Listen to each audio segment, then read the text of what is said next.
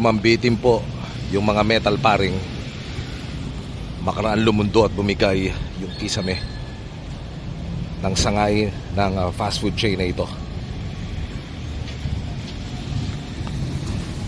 Kami po ay nasa area ngayon ng Lagaw. Dito po yan sa General Santos City. Dinodokumento po namin sa kasalukuyan yung iba pang mga damages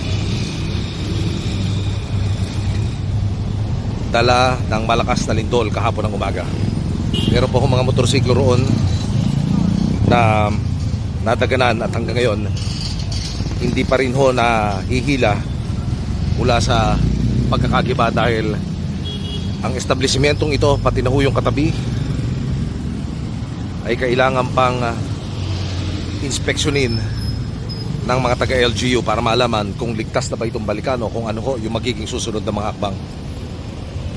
Sa kabutiang palad, wala akong naipit dito na kung sino man, customer, staff, pero sadyang yung iniwang bakas ng lindol, makikita nyo po kung gaano kalakas. Ito yung drive-thru nya.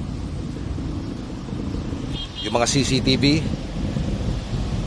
initially ang binabanggit sa atin, hindi na ho mapapakinabangan dahil sira ho lahat.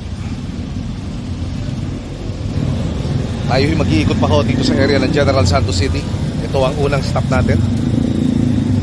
At ang binabanggit, meron pa ho isang commercial district dito ho sa area na isang hilera, lahat po yun nadaganan at napinsala ng gusto ng malakas na pagdinig.